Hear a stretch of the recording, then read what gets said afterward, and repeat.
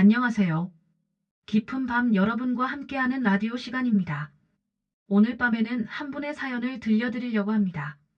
결혼 1주년을 앞두고 새댁이 홀로 늦은 시간 호텔에 앉아 보내주신 이야기인데요. 남편의 단 한마디 때문에 집을 나왔다는 사연인데, 과연 그 한마디가 무엇이었을까요?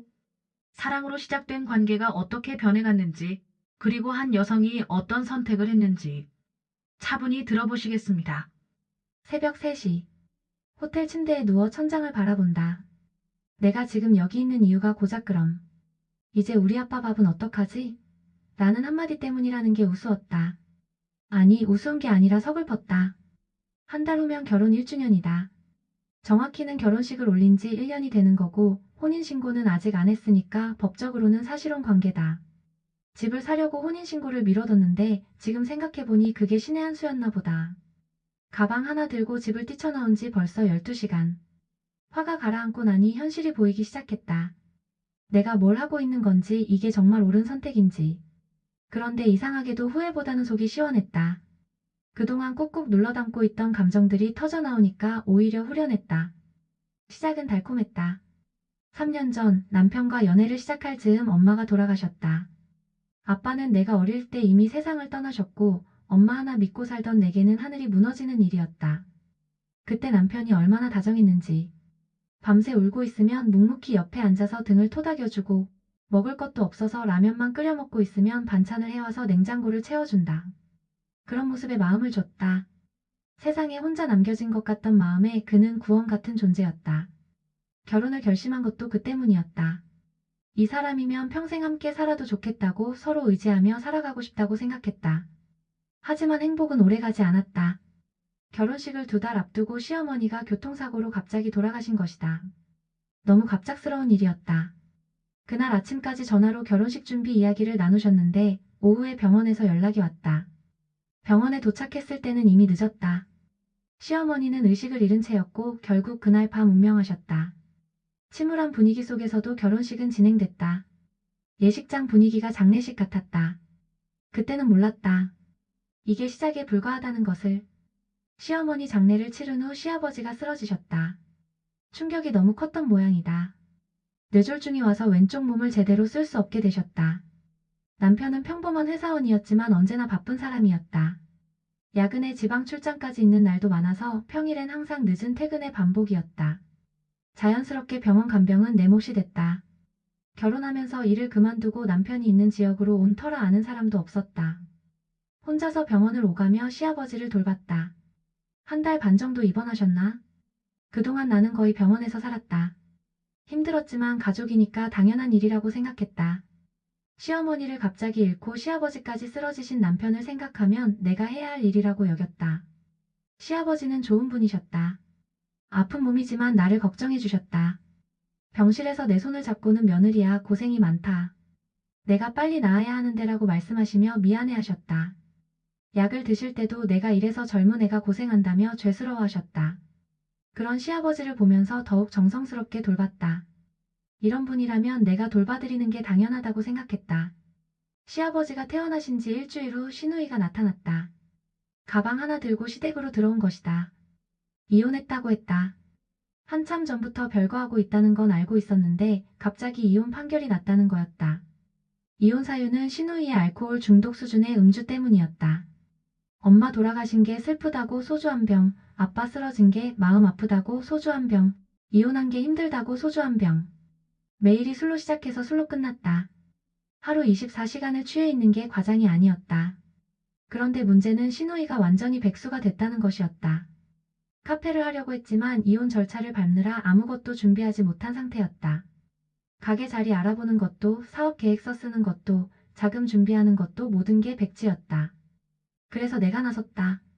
시누이는 술에 취해서 제대로 된 일을 할 수 없었고 시아버지는 아픈 몸이었으니까. 낮에는 카페 창업 준비를 하고 아침 저녁으로는 시아버지를 돌봤다. 그렇게 3달 넘게 살았다. 내 하루 일과는 이랬다. 새벽 5시에 일어나서 남편 아침 차려주고 출근 보내기. 7시에 차로 30분 거리에 있는 시댁으로 출발. 8시부터 시아버지 아침상 차려드리고 약 챙겨드리고 시누이가 밤새 마신 술병들 치우고 집 안 정리하기. 소주병만 대여섯 개는 기본이고 안주로 먹다 남긴 음식들로 집안이 엉망이었다. 신우이는 그런 상황에서도 아버지 걱정은 전혀 하지 않았다. 자기 술 마실 걱정만 했다.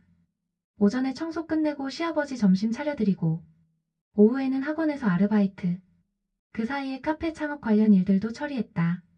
임대 계약서 검토하고 인테리어 업체 알아보고 메뉴 구성하고 재료 공급 업체 알아보고 저녁에 다시 시댁 가서 저녁상 차려드리고 시아버지는 항상 미안하다고 하셨다.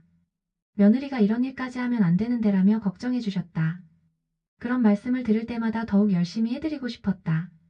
집에 와서는 남편 저녁 차려주고 설거지하고 빨래하고 하루가 이렇게 돌아갔다. 주말에는 남편이 있으니까 조금 나을 줄 알았는데 남편은 평일에 못한 잠을 자거나 친구들 만나러 나갔다. 시댁에는 거의 안 갔다. 그러다 드디어 적당한 가게 자리를 찾았다. 내가 발품을 팔아서 찾은 괜찮은 위치였다. 임대료도 적당하고 유동인구도 나쁘지 않았다. 신우이 대신 임대인과 협상도 하고 계약 조건도 맞춰갔다. 간만에 일찍 퇴근한 남편과 저녁을 먹으면서 그 얘기를 했다. 자리 마음에 들어. 이렇게 저렇게 공사하면 다다음 달쯤에는 오픈할 수 있을 것 같아. 드디어 끝이 보이는 것 같았다.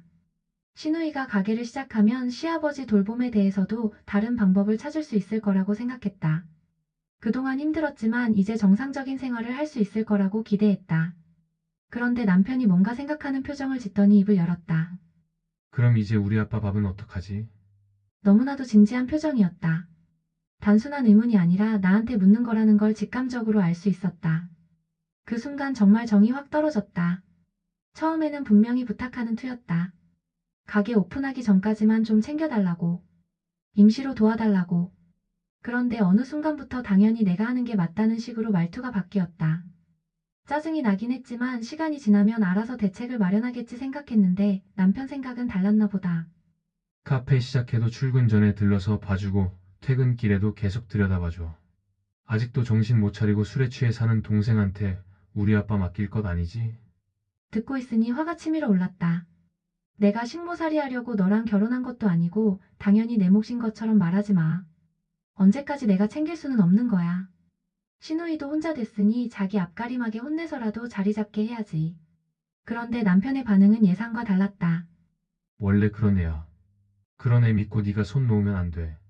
신우이는 정말 아무것도 하지 않았다. 카페 준비도 내가 다 했고 시아버지 돌봄도 나만 했다. 술 마시는 것 말고는 아무 의욕이 없었다. 그런데 남편은 그런 신우이를 감싸기만 했다. 따로 케어해줄 사람을 찾든 다른 방법을 찾아야 한다고 했더니 남편은 내가 매정하다고 무심하다고 했다. 네 아빠여도 그랬겠어? 그 말이 가슴을 후볐다. 내 아빠는 내가 어릴 때 돌아가셔서 기억도 잘 안 나는데 그런 말로 나를 몰아세우는 게 비겁했다.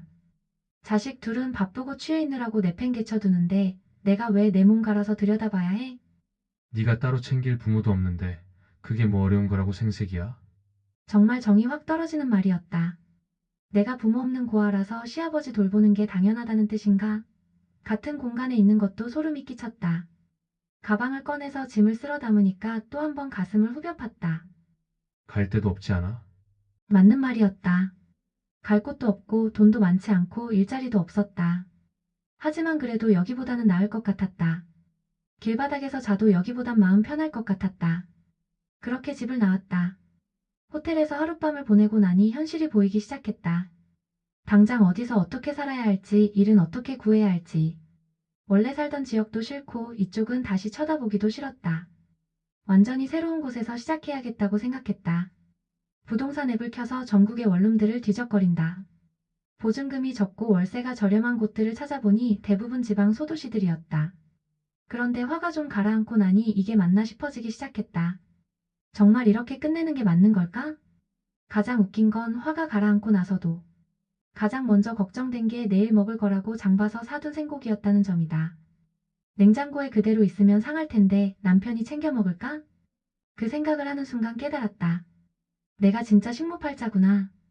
3년 동안 연애하고 1년 동안 결혼 생활을 하면서 나는 언제나 누군가를 돌보는 역할이었다.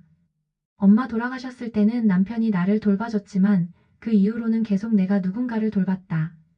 시아버지 병원비, 시누이 카페 창업 준비, 집안 살림, 남편 뒷바라지. 내 삶은 온통 다른 사람들을 위한 것이었다. 내가 하고 싶은 일, 내가 꿈꾸던 미래, 내 행복은 어디 갔을까? 3년 전 엄마를 잃었을 때 나는 정말 무너졌었다. 세상에 홀로 남겨진 기분이었고 앞으로 어떻게 살아가야 할지 막막했다. 그때 남편이 나타나서 모든 걸 해결해 줄 것처럼 느껴졌다. 다정하고 든든하고 내 편이 되어줄 사람. 하지만 지금 생각해보니 그때의 다정함도 결국은 내가 약할 때만 발휘된 것이었다. 내가 도움이 필요할 때는 도와주지만 내가 독립적인 존재가 되려고 하면 다시 의존적으로 만들려고 했다. 결혼 후에 일을 그만두라고 한 것도, 시댁 식구들을 돌보는 걸 당연하게 여긴 것도 모두 나를 통제하려는 방식이었던 것 같다. 생각해보니 처음부터 이상했다. 시어머니가 돌아가신 것도, 시아버지가 쓰러진 것도, 시누이가 이혼한 것도 모두 어쩔 수 없는 일이었지만 그 후의 대처 방식은 선택의 문제였다. 왜 간병인을 구하지 않았을까? 왜 시누이의 음주 문제를 방치했을까? 왜 가족들은 모두 바쁘다는 핑계로 나에게만 모든 걸 떠맡겼을까? 답은 간단했다. 내가 있었기 때문이다. 공짜로, 불평 없이 24시간 돌봐줄 사람이 있었기 때문에 다른 방법을 찾을 필요가 없었던 거다. 남편에게 나는 아내가 아니라 가정부였다. 시댁 식구들에게도 마찬가지였다. 시아버지만 빼고 말이다. 시아버지는 정말 나를 며느리로 가족으로 여겨주셨다. 아픈 몸으로도 나를 걱정해주셨다.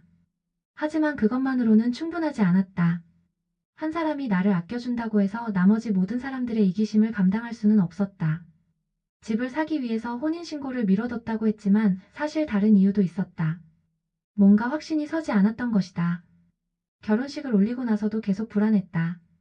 이 사람과 정말 평생을 함께할 수 있을까? 우리가 원하는 삶의 방향이 같을까? 그런 의구심들이 혼인신고를 계속 미루게 만들었던 것 같다. 그리고 지금 생각해보니 그게 정말 다행이다. 만약 혼인신고를 했다면 이혼 절차를 밟아야 했을 텐데 지금은 그냥 관계를 정리하면 된다. 호텔에서 이틀을 보냈다. 그동안 앞으로의 계획을 세워봤다. 일단 급한 건 일자리였다. 학원에서 하던 아르바이트로는 독립해서 살기 어려우니까 정규직을 구해야 했다. 그리고 살 곳도 구해야 했다. 아예 새로운 도시에서 새로운 인생을 시작하는 것도 나쁘지 않을 것 같았다. 셋째 날 아침 남편에게서 전화가 왔다. 어디 있어?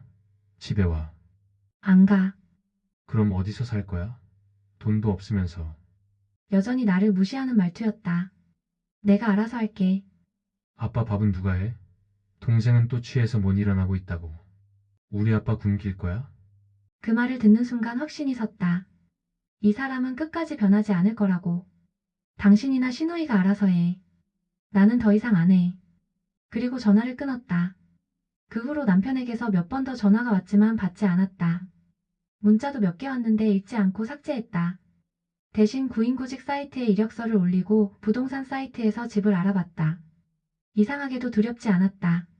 3년 전 엄마를 잃었을 때와는 완전히 다른 기분이었다. 그때는 세상에 혼자 남겨진 기분이었지만 지금은 드디어 자유로워진 기분이다. 누군가를 위해서 내 시간을 쓰지 않아도 되고 누군가의 눈치를 보며 살지 않아도 되고 누군가의 기대에 맞춰서 행동하지 않아도 된다. 일주일 후 지방의 한 중소기업에서 면접 연락이 왔다. 사무직이었고 월급도 나쁘지 않았다. 면접을 보러 가는 기차에서 창밖을 바라보며 생각했다. 정말 이렇게 새로 시작하는 게 맞는 걸까? 하지만 후회는 없었다. 적어도 지금은 내 선택이었고 내 결정이었다. 면접은 잘 봤다. 일주일 후에 최종 결과를 알려준다고 했다. 그 일주일 동안 그 동네를 돌아다니며 집도 알아보고 동네 분위기도 파악해봤다. 작은 도시였지만 사람들이 따뜻했고 생활하기에 나쁘지 않아 보였다. 결국 그 회사에 합격했다. 보증금 1,000만 원에 월세 50만 원인 작은 원룸도 구했다. 짐은 많지 않았다. 가방 하나에 들어가는 게 내 전 재산이었다. 어떻게 보면 초라하지만 어떻게 보면 가볍고 자유로웠다. 새 직장에서의 첫 출근 날 거울을 보며 생각했다. 이제 진짜 새로운 인생이 시작되는 거구나. 누구의 식모도 아닌 온전히 나 자신으로 살아가는 인생 말이다. 그 일이 있고 난 후 10개월이 지났다. 새로운 직장에 적응하고 새로운 동네에서 새로운 사람들을 만나며 살고 있다. 가끔 외롭기도 하지만 그 외로움은 누군가에게 의존하고 싶은 외로움이 아니다. 그냥 인간으로서 느끼는 자연스러운 감정이다. 남편에게서는 한 달에 한 번 정도 연락이 온다. 돌아오라고, 다시 시작해보자고. 하지만 그럴 생각은 전혀 없다. 혼자 사는 게 훨씬 행복하다. 내가 원하는 대로 시간을 쓰고, 내가 좋아하는 일을 하고, 내가 만나고 싶은 사람들을 만난다. 더 이상 누군가의 식모가 아닌 온전한 나 자신으로 살고 있다. 그리고 이제야 깨달았다. 진짜 사랑은 상대방을 위해 자신을 희생하는 게 아니라 서로의 독립성을 존중하면서 함께 성장해가는 것이라는 걸. 언젠가 다시 사랑을 만날 수도 있겠지만 그때는 절대로 나를 잃지 않을 것이다. 내가 나 자신으로 살아가는 것, 그것이 진정한 행복이라는 걸 이제야 알았으니까. 여기까지가 오늘 밤 전해드린 사연이었습니다.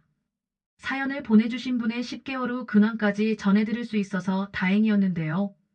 때로는 사랑이라는 이름으로 포장된 이기심과 당연함이라는 폭력이 한 사람의 인생을 어떻게 짓밟을 수 있는지 생각해보게 되는 시간이었습니다. 가족이 된다는 것, 누군가를 사랑한다는 것이 일방적인 희생을 의미하지는 않죠. 진정한 사랑은 서로를 독립적인 존재로 인정하고 존중하는 것에서 시작되는 것 같습니다. 혹시 지금 비슷한 상황에 계신 분들이 계시다면 당신의 선택이 용기 있는 선택이 될 수 있기를 응원합니다. 당신의 인생은 당신 것이니까요. 오늘 밤 이야기는 여기서 마무리하겠습니다. 내일 밤에도 여러분의 이야기를 기다리며 모두 편안한 밤 되세요.